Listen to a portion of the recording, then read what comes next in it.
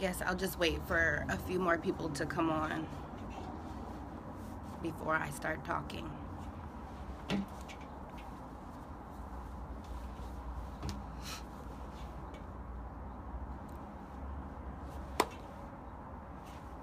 Hi. I just kind of wanted to talk about China a little bit more, because I think that, thank you, it was actually a Christmas gift from one of my friends. I have a few of them that I have, and she knows that I love them, so I wear it. Thank you. It's from it's a black-owned company called CC's Head Wraps in New York. They have beautiful, beautiful scarves, soft and pliable, and I just didn't feel like putting on a wig today after the whole incident with China. I feel some kind of way. I think I'm in my feelings really bad over that. Like I told you guys yesterday, when I got off the plane, I literally was, I felt so good. I felt so safe. Hi, is your name Rain or Rain? I think I like that name, Rain. The next time I go to Vegas and they ask me my name, I'll be like, my name is Rain, because it's a beautiful name. Anyway, so when I got off the plane yesterday, I just felt good. I felt good to be home. I was telling everybody, like, hi. I even went, you know how the people, the police officers be in the street, and they usually get on your nerves. I was like, hey, police, thank you for all what you do. I was talking to everybody. I was telling everybody hi. Usually I'm like, damn, I'm back home, I'm frustrated. But this time, no, I was like, hey, everybody, like, hi. I literally wanted to hug everybody.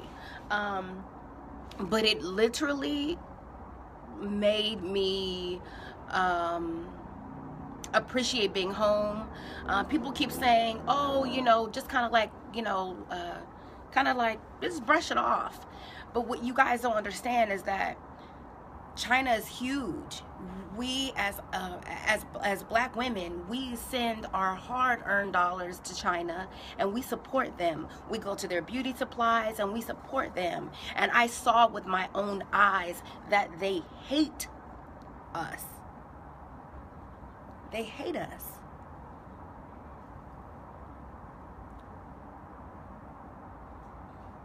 And I travel a lot. I travel a lot. And that was the very first time where I wore my skin. I wore my skin, and my skin was me, and it explained who I was. It explained who I was. It explained who it was to me, and to everyone else. And in that moment, I was proud, even prouder to be black, even prouder to be a woman. But I was sad because in all the places that I've traveled, I've never experienced that type of racism. Where before I was ignorant. I remember being in Hawaii and them taking pictures of me. I was at Universal, and it was like a big, huge like group of tourists, and they asked to take pictures with me, and I didn't mind. I didn't know. I was like, oh, they think I'm cool. But once I started to find out the truth, now that everything is coming back to me and I'm processing it after being home, it all makes sense. I remember being young and growing up here in LA and going to the beauty supplies and being followed and being treated like second-class citizens. And I know why. Because they're literally taught to, like, not only hate and despise people of color, but they don't like themselves. Everything that they have over there for skincare has bleaching agents in it. bleaching agents. So you think, oh, I'm gonna come over here and get some, some face wash or some face cream. All of them have bleaching agents, because the fairer you are, the better you are. The higher paid jobs you have. It's really serious. And when I first flew into China, we flew in, we really had no time to do anything, because it was like one connection after the other. And I don't expect that culture to be friendly anyway, so I didn't care. This time coming back, we were there a lot longer, so it was quite different. Their unsanitary behavior is just what they are. They're just unfortunately unsanitary. But the racism, they didn't allow my friend to board the plane. They told her that they had to wait for supervisor's approval while we're at the gate. Like, they scan your ticket and they say, oh, you wait. You wait, because we need supervisor approval. And I was like, please, just go with it. They had been messing with us the entire time. So she stood there, and I was not getting on the plane without her, so I just waited. And the guy let everyone else go. And then he looks at her and he says, all right, you can go. Where's the supervisor? What happened? He had no explanation, nothing. So we get on the plane, and then her passport's missing. I'm like, oh my God, we have to go find the passport. So we go back to the front, and I'm saying, okay, you didn't give back her passport. Where's her passport? And he says, I gave you your passport. You're like, he's communicating in perfect English, and he's saying, we gave you your passport. You must have done something with it. No, we gave you the passport. So that is a whole nother issue. The passport, when we got to, because the way they are set up, you need to keep showing your passport before you get on the plane twice. So when we went down the first time, we went with a guy who was talking about, you have to wait from your supervisor. We have to wait for the supervisor or whatever. So when we get to the second stop, a lady had the passport, had her passport, and she says, oh, we were looking for you. Really? Oh, okay. Okay. It was just so many little incidents, but the big one was the passport. The only other black person I saw at the airport was actually on our flight. She lives in San Francisco, and they had denied her visa for no reason. They just said no. She was there on a 19-hour layover, and they denied her visa into the country. And so she just stayed in the terminal the entire time. And I felt bad for her. I was like, wow, that sucks. Usually if I schedule my trips to be a certain way, I like, laying over, because it gives me a chance to see another country for free. Hell, it gives me a chance to see another country. But they denied her the visa for no reason. Now, I encouraged the people that I was traveling with to go to China and get a visa and travel as well. I haven't heard from them. I know they went on to Cambodia, and I know they had a wonderful time in Cambodia, and they were going to China. And I haven't really spoken to them. Now, maybe it's different in Beijing, but I was in Gwangju, and it was fucking terrible.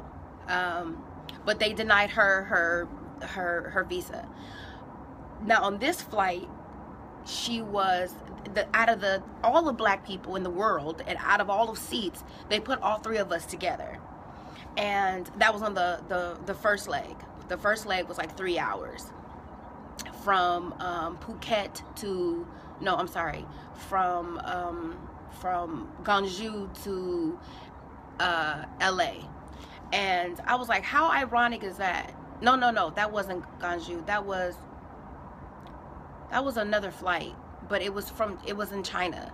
And she was telling me that, I was like, how ironic is that the only 3 black people in the entire airport is in the same row on the flight. Like, I just thought that was odd. But we sat there and we shared our experiences, and I said, I will never ever fly through, come through, go to China ever. Just the sheer fact of how I saw how they treat their own people made me disgusted. It made me disgusted. And like I said to you guys, I came home and I'm rethinking how I buy completely now. Not just, oh, support black people. No. I mean, like, it's making me fucking rethink my whole life. Where am I really going to, you know, because all of us as women, we buy hair products, we buy extensions, we buy all types of things from China directly. And I said, damn, am I really going to give my money to these people who truly fucking hate me?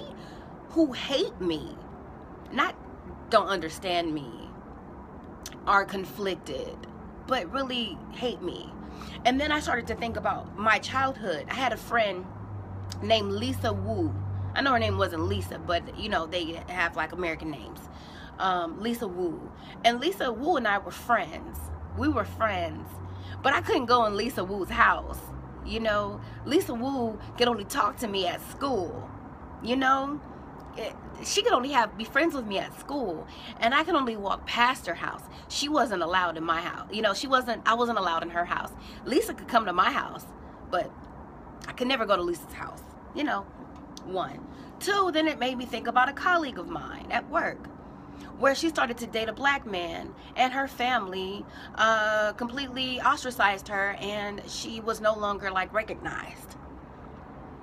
And I said, damn, why? Like, you're in America.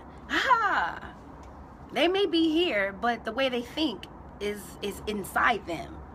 They're inside them. You know, and it's crazy. Do you think they're all... You know what, Emerald? I don't want to be ignorant and say all of them are like that.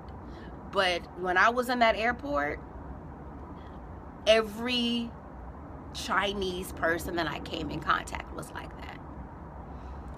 From the guy in the duty-free shop to the lady at the Chinese McDonald's, to the guy that I exchanged my US dollars to get yen from, to the people that were sitting next to me and across from me, to the guy on the plane that was sitting next to me who was digging fist deep into his nose, and I handed him a tissue and he was like, bitch, who you? I don't want that. You're disgusting. That's why I'm giving it to your fucking ass. That's why I'm trying, you know, to the hand sanitizer. He didn't want anything.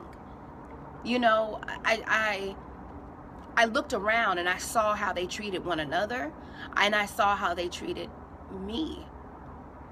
And like, I say I travel a lot, and I've been a victim of racism and colorism here in the States, but abroad, never.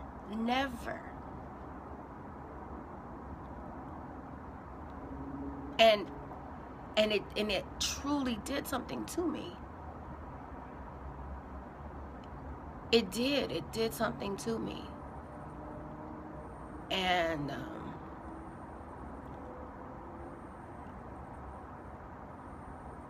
I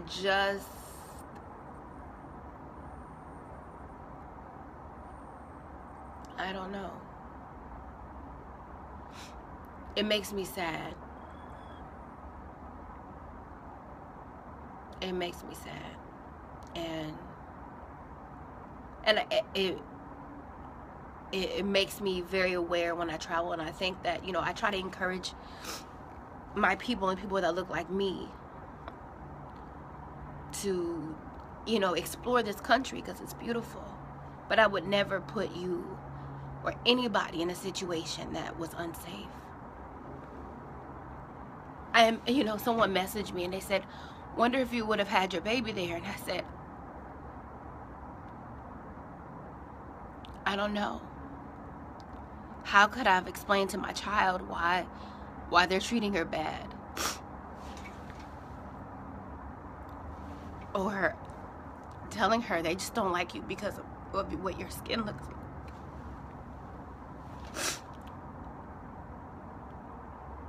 You know, as a parent, you protect your child against that. And I would have been helpless because I felt helpless. I felt helpless. I felt helpless. And I think I was sad. I was let down. I felt disappointed. I was angry. And all I thought about was, get your ass out of China. Get out of here. And don't come back. And I won't go back. I won't go back. And maybe you'll have a different, other people, maybe they'll have a different opinion. Maybe they can say something. I had a guy comment on my post this morning, call me a bitch, and he said, bitch, it's China. As if I'm supposed to, you know, just know it's China. Like, but what else do I expect? No, because I try to give every country the benefit of the doubt. Before I went to Thailand, I heard so many negative things about Bangkok. You know, they told me, oh, don't go to Bangkok. Bangkok's dirty, it stinks, it's nasty, you won't have a good time, don't waste your time and money. I had a fantastic time in Bangkok. I thought the people were fine. I thought, you know, I had no issues with Bangkok at all. So I try not to judge based on one person's experience, because things happen and everyone is made differently. So, you know, that's why when people are saying, well, I'll never go, maybe you'll have a different experience, but it didn't seem like it was an isolated issue with me. It wasn't about Demetria. It wasn't about me. It was about this and what I looked like. It was this, my skin.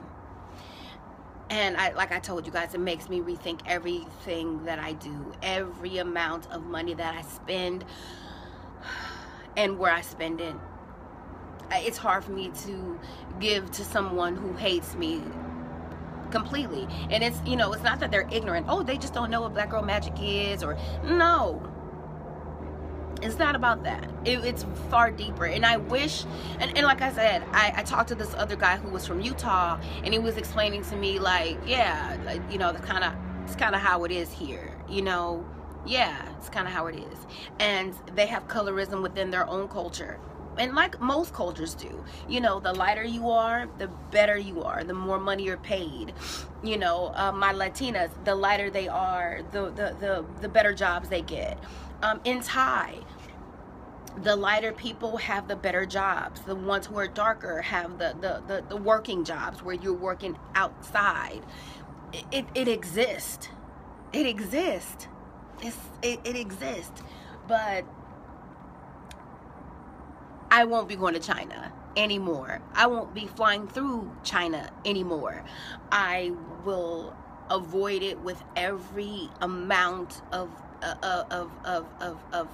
effort I can. And if that means that I won't see a part of the country because I fucking refuse to go through China, then so be it. Because this has changed me. This has changed me. This experience has changed me. For I don't want to say it for the worst, but it's changed me. And I'm very, I think I'm nice. I think that I go with everybody. I think that I don't judge people. But, like, wow. Until it happens to you, until you are completely victimized because of what you look like, then you'll get it. And when you're in a different country where it's like, you know, I'm like, I can't afford to go to jail. I can't, you know, people are like, oh, I would, if it was me, I'll cuss them out. I'll let them know, motherfucker, fuck that. No, you gotta kind of like go with it. And it's sad. That's sad. Because I refuse to be like locked up abroad. I'm good. I don't want that. So No, I need to figure out how to get in contact with my friends, to ask them if they're okay, because I know that they were trying to get a visa to explore China while they were there, and I haven't heard from them other than them saying, "Are you okay, Michi?" And I feel bad because I encouraged them to explore China. I feel bad. And I told them, I said, well, I'm going to Vietnam and Cambodia toward like the middle of the year, because I'm taking a cruise from Vietnam, and so I don't need to do all of the extra leg because I'm going already, so there's no need. And I just feel bad. But people that look like me, stay the fuck out of China. Just stay out, unless you really have to pass through really quickly and you don't have to be there for hours and hours. Avoid it. Maybe go through, I don't know about Beijing because I didn't go through Beijing. I went to Gwangju. Maybe go through Taiwan, go through Hong Kong, connect somewhere else. I used China Southern because it was cheap.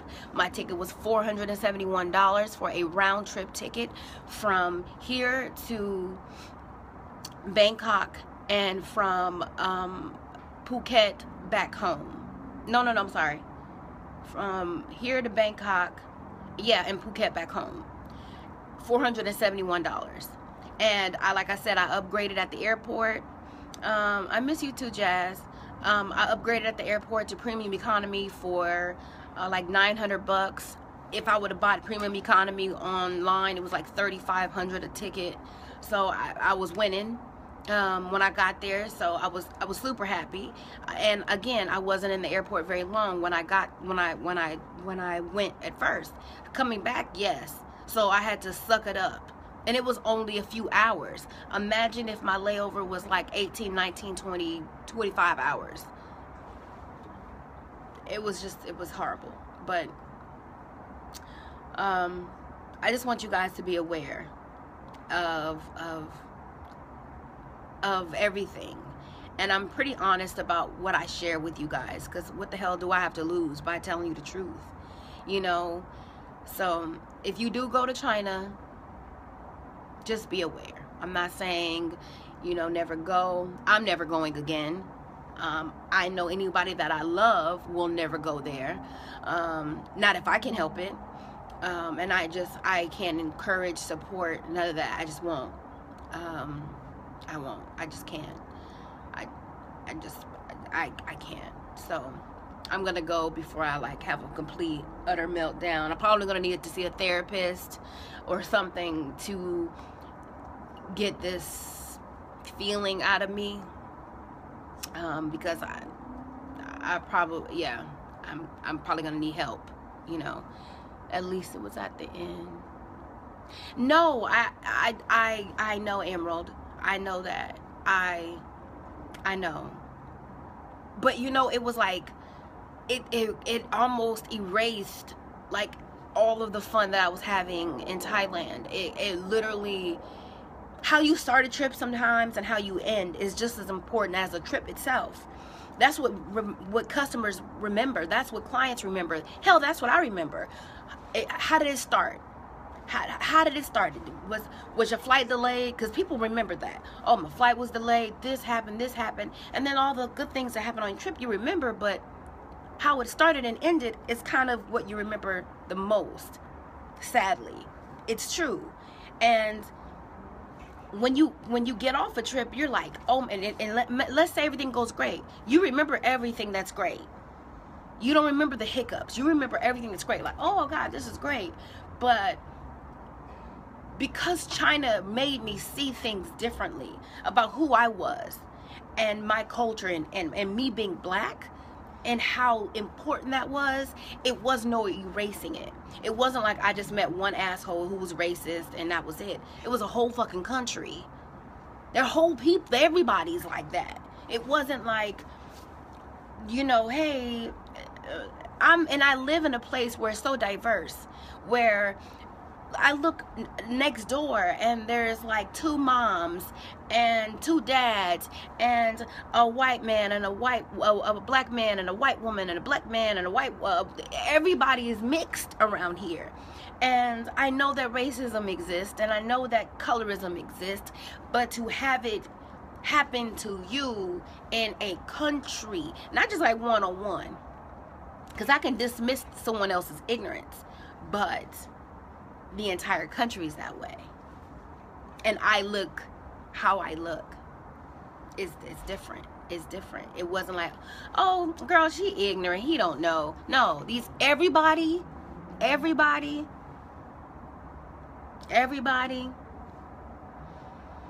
So yeah, I won't be going back to China, and I hope that other people